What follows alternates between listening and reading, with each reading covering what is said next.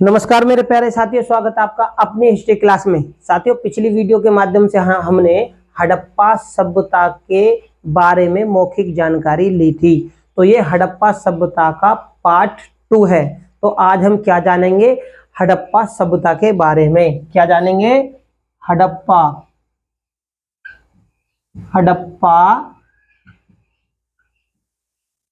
सभ्यता। ठीक है, हड़प्पा सभ्यता के परिचय की बात करते हैं भाई। हड़प्पा सभ्यता का क्या करते हैं? परिचय। क्या थी ये हड़प्पा सभ्यता? ठीक है, हड़प्पा सभ्यता के बारे में जानते हैं। हड़प्पा सभ्यता क्या थी? ये जो सभ्यता थी ये कांस्य युगीन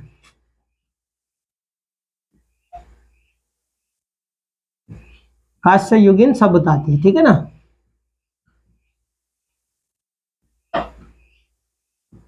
ठीक है, हड़प्पा सभ्यता के परिचय के बारे में जानते हैं भाई। हड़प्पा सभ्यता कब थी? तो देखो, नवपाषाण काल का जब समाप्त होता है, यानी नवपाषाण काल जब समाप्त होता है, पाषाण काल का यानी तीसरा चरण जब समाप्त होता है, तब ताम्रपाषाण काल शुरू होता है। और ताम्रपाषाण काल संस्कृति के दौरान ही, ताम्रपाषाण काल संस्कृति के आप पृष्ठभूमि मान सकते हैं कि उसी दौरान हड़प्पा सभ्यता का भी उदय होता है। ठीक है, अब ये जो हड़प्पा सभ्यता है, इस सभ्यता को श्रेय किसको दिया जाता है? तो इस सभ्यता का जो श्रेय दिया जाता है वो पुरातात्विक स्रोतों को, यानी साक्ष्यों को, क्योंकि उन्हीं के उत्खनन से, उन्हीं साक्ष्यों के गहरे अध्ययन करने की ही वजह से हमें पता चलती है कि यहाँ पर कोई सभ्यता थी जिसको हड़प्पा सभ्यता का नाम दिया गया। ठीक है, सबसे पहले बात करते हैं कि इस सभ्यता की आखिरकार जानकारी किस पे, क्योंकि हम परिचय के बारे में बात कर रहे हैं।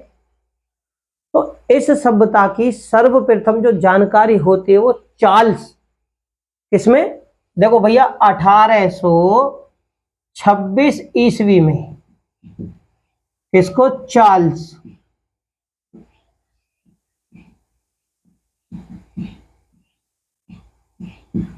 चार्ल्स मेसन ने दी थी जानकारी। 1826 में हड़प्पा नामक स्थान पर, 1826 ईस्वी में चार्ल्स मेसन ने हड़प्पा नामक स्थान पर प्राचीन सभ्यता होने के अवशेषों के प्रमाणों की, इन्होंने क्या कहा था कि हड़प्पा नामक स्थान पर ये गए थे, इन्होंने वहां पर क्या देखा? समय था 1826। ठीक है, ये पुरातात्विक विद जो थे ये वहां पर पहुंचते हैं, ये क्या कहते हैं? समय था 1826। चार्ल्स मेसन इनका नाम था। इन्होंने कहा कि हड़प्पा नामक जो स्थान है, कौन सा स्थान? हड़प्पा नामक जो स्थान है, हड़प्पा स्थल समझ लो। ठीक है, हड़प्पा जो स्थल है, यहां पर किसी प्राचीन सभ्यता के अवशेष होने के प्रमाण की पुष्टि की इन्होंने कहा था। किसने? सबसे पहले 1826 ईस्वी में चार्ल्स मेसन ने यह बताया कि जो हड़प्पा नामक स्थान है ना, यहां पर कोई ना कोई एक प्राचीन सभ्यता है। उन्हीं के अवशेषों के आधार पर इन्होंने वहां की पुष्टि की कि यहां पर कोई प्राचीन सभ्यता है, उत्खननों के आधार पर। भाई, उत्खनन होंगे, वहां से जो अवशेष मिलेंगे, जो साक्ष्य मिलेंगे, उन्हीं के आधार पे तो देंगे। अब हड़प्पा नामक स्थान पर होने के कारण इस सभ्यता को हड़प्पा सभ्यता का नाम मिल गया। इसके बाद में भाई क्या है, मैं मोटे स्तरों में बता देता हूं। हड़प्पा के बाद में हुई मोहनजोदड़ो की उत्खनन। तो वो क्या थी? सिंधु नदी घाटी में पड़ने के कारण तो जो हमारे पुरातात्विक जो थे, उन्होंने देखा, सोचा कि भाई इसके स्थान शायद यहीं तक सीमित हैं, तो इसलिए उसको क्या नाम मिल गया? सिंधु घाटी की सभ्यता, या हड़प्पा सभ्यता, है ना, या सिंधु सभ्यता, यानी 3 नाम इस संस्कृति के पड़ जाते हैं। हड़प्पा सभ्यता, इसके नामों की बात करें तो इसके नाम कितने हो गए? देखो भाई नाम हड़प्पा सभ्यता के, हड़प्पा नगर में खुदाई होने के कारण इसका नाम पड़ता है हड़प्पा सभ्यता। ठीक है। अब इसके अब इसके बाद में क्या होता है, इसके दूसरे स्थल का, जब दूसरे स्थल का उत्खनन हुआ तो पता चली कि भाई ये सिंधु घाटी में भी है। सिंधु नदी घाटी थी जहां पर इस स्थल की खोजबीन हुई, उत्खनन हुआ, तो इसका नाम क्या धर दिया, इसका नाम फिर सिंधु घाटी, सिंधु घाटी सभ्यता। ठीक है, या फिर आप इसको कहते हैं सिंधु सभ्यता।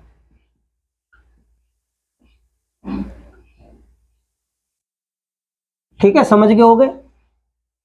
इसी हड़प्पा सभ्यता को 3 नामों से जाना गया। सबसे पहले 1826 में चार्ल्स मैसन ने हड़प्पा नामक स्थान पर प्राचीन सभ्यता होने के प्रमाण की पुष्टि की। ठीक है। अब इनके बाद में क्या होता है, जेम्स विलियम, क्या था उनका नाम, जेम्स विलियम। इनके बाद में 2 अंग्रेज अधिकारी थे जिनका नाम था जेम्स विलियम, जेम्स विलियम, और कौन था, बर्टन बंधु।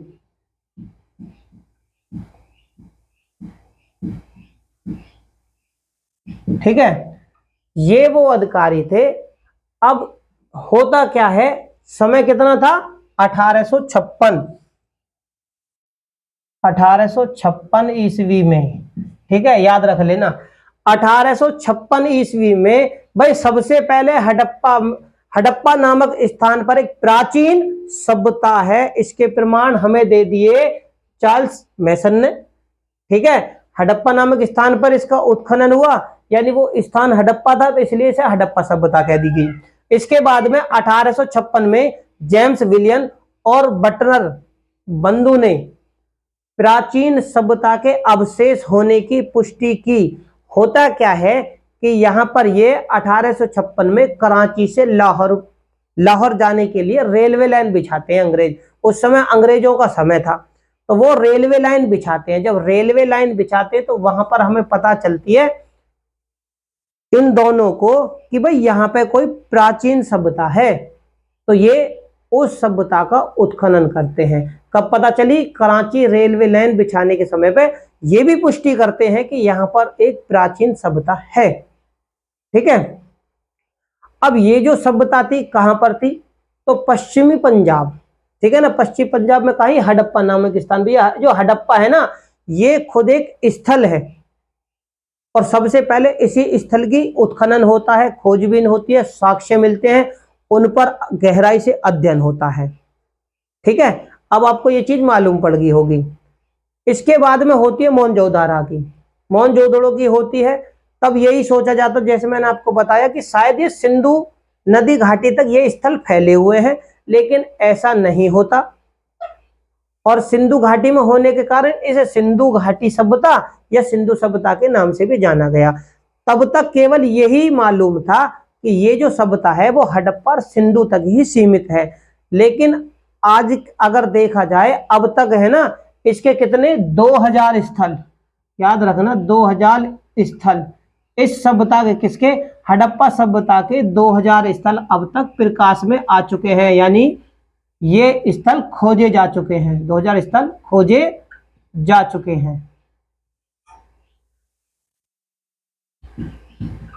ठीक है, आप समझ गए हो गए। अब जानकारी हमें 2 जगह से मिली, 1856 में चार्ल्स मैसन ने और 1856 में जेम्स विलियम और बटनर बंधु ने दी, क्योंकि ये रेलवे लाइन बिछा रहे थे कराची से लाहौर तक। ठीक है, इसके बाद में मोहनजोदारो की हमने बता दी। ठीक है, अब होता क्या है, सर्वप्रथम देखो जॉन मार्शल कौन थे, याद रखना ये हमारे भारतीय पुरातात्विक जो विभाग था ना, सर्वेक्षण ऑफ विभाग, भारतीय पुरातात्विक सर्वेक्षण विभाग के ये अध्यक्ष थे। कौन थे, जॉन मार्शल, जॉन मार्शल लिख लेना आप लोग, जॉन मार्शल। इन्होंने सबसे पहले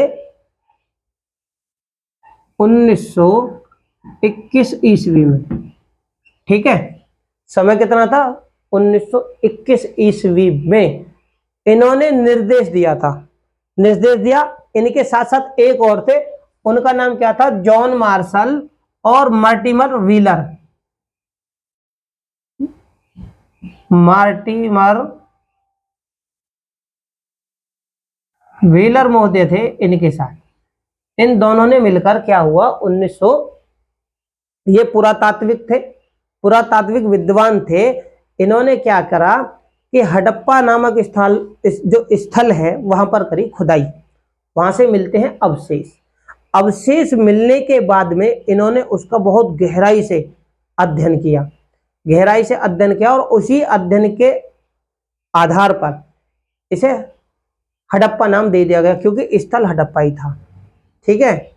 अब यहां से जो इनको अवशेष मिले, जो साक्ष्य मिले, उन पर जो शब्द लिखे हुए थे, यानी जो अक्षर लिखे हुए थे, वो अक्षर अभी तक पढ़े नहीं गए थे, पढ़े नहीं गए बिल्कुल भी, ना किसी ने उन अक्षरों को पढ़ने की कोशिश की, लेकिन नहीं पढ़े गए। अब क्या होता है कि ये जो शिल्प था ना, शिल्प के जो अवशेष थे, ठीक है ना, अब इन्हीं के आधार पर इसको फिर हड़प्पा सभ्यता नाम दे दिया जाता है। जॉन मार्शल जी ने ही सबसे पहले क्या करा था, 1931 ईस्वी में, क्या है, जॉन मार्शल जी ने ही सबसे पहले 19, इधर लिख देता हूं कि 1931 ईस्वी में जॉन मार्शल ने इसे सिंधु की सभ्यता का नाम जो दिया था ना, सिंधु सभ्यता का नाम जॉन मार्शल जी ने दिया था, सभ्यता का इन्होंने नाम दिया, ये आप लोग लिख लेना, ठीक है। 1931 में दिया था ये नाम। अब 1921 में मैंने आपको बताया, जॉन मार्शल और मल्टीपल व्हीलर जो है हमारे पुरातात्विक विद्वान हैं, इन्होंने साक्ष्य मिले तो उनका गहराई से अध्ययन किया, और उन्होंने भी फिर इस सभ्यता को नाम दे दिया। यहां तक आप लोगों को समझ में आगे होगी। बात करते हैं थोड़ा आगे कि जो जॉन मार्शल थे, ये हमारे भारतीय पुरातत्व सर्वेक्षण विभाग के अध्यक्ष थे। इन्हीं के निर्देशन में, समझने की कोशिश है, इन्हीं के निर्देशन में 1921 ईस्वी में कौन थे, दयाराम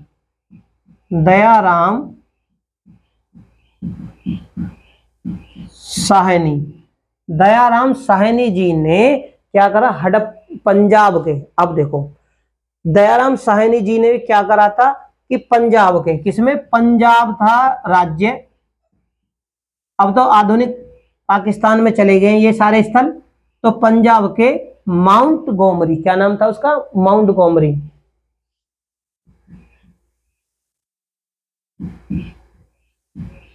माउंट गोमरी, ठीक है ना। माउंट गोमरी क्या था, जिला, पंजाब राज्य का माउंट गोमरी जिले में कौन सी नदी थी, रावी, कौन सी नदी थी, रावी नदी, रावी नदी के तट पर, रावी नदी के तट पर, ठीक है। अब याद रख लेना कि रावी नदी के तट पर इन्होंने वहां के जो साक्ष्य हैं, हड़प्पा नामक स्थल की पहले ये करते हैं खोज, वहां पर फिर करते हैं उत्खनन, उत्खनन करने के बाद में जो वहां पर साक्ष्य उनका गहराई से करते हैं ये अध्ययन, ठीक है। अध्ययन होने के बाद में, क्योंकि अब इन्होंने भी कहा, तब इन्होंने भी इस चीज की पुष्टि कर दी कि यहाँ पे हड़प्पा नामक सभ्यता है। इस स्थल की वजह से इस सभ्यता का नाम हड़प्पा सभ्यता मिल गया। ये सभ्यता इतनी प्राचीन थी कि इसकी जो समकालीन सभ्यता थी वो कौन कौन सी थी, उन्हें भी आप समझ लेना। एक तो मिस्र की सभ्यता, और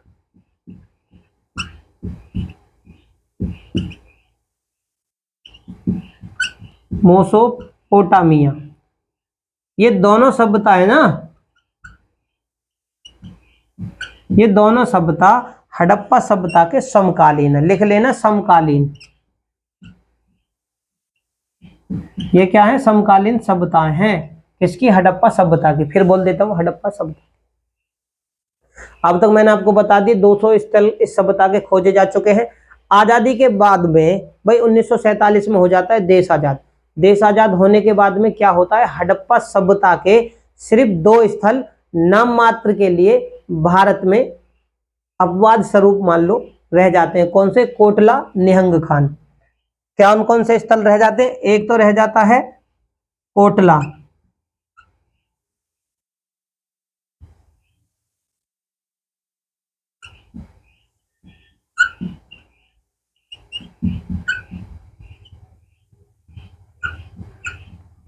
कोटला निहंग खान, ये कौन सा है? रोपड़। ठीक है, इसका अब आधुनिक नाम क्या है? रोपड़। कहां पर? सतलज नदी पर। कहां पर? सतलज, सतलज नदी पर। एक तो ये स्थल भारत में रह गया, और दूसरा दूसरा जो है ना वो रंगपुर है। कौन सा? नंबर 2 स्थल कौन सा है? रंगपुर,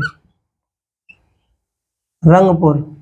ठीक है, काठियावाड़ में। कहां पर? मादर नदी पर। कहां पे? ये मादर नदी पर, मादर नदी, ये मादर नदी पर है काठियावाड़ में।